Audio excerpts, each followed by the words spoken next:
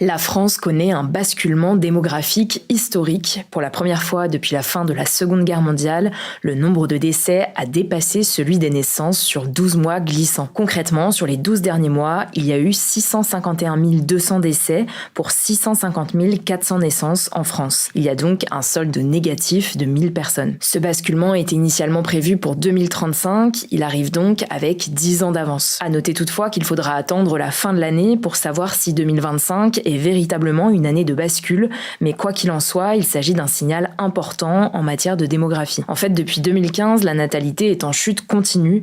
De 798 000 naissances en 2015, on est passé à environ 663 000 en 2024, soit une baisse de 17% en moins de 10 ans. L'indice de fécondité, donc le nombre moyen d'enfants qu'une femme aura en moyenne au cours de sa vie, est tombé à 1,62 enfants par femme. C'est un chiffre assez important car il est en dessous du seuil de renouvellement des générations fixé à environ 2,1 enfants par femme. Ce seuil correspond au nombre moyen d'enfants nécessaires pour qu'une population reste stable sur le long terme en compensant les décès et sans recourir à l'immigration. Dans le même temps, la mortalité augmente avec un vieillissement des générations du baby-boom. Le baby-boom désigne la forte hausse des naissances qui est survenue dans de nombreux pays occidentaux, notamment en France, entre 1945 et le milieu des années 70, après la Seconde Guerre mondiale. Et donc les premiers baby-boomers, comme on les appelle, ont 80 ans en 2025. Résultat, on assiste à une hausse des décès et le solde naturel, donc la différence entre les naissances et les décès, est en train de devenir négatif. Alors attention, ça peut paraître contre-intuitif, mais malgré tout, la population française continue d'augmenter pour le moment grâce à un solde migratoire positif. En 2024, ce solde s'élevait à plus 152 000 personnes. Ça veut dire qu'environ 152 000 personnes de plus sont venues s'installer en France que celles qui l'ont quitté.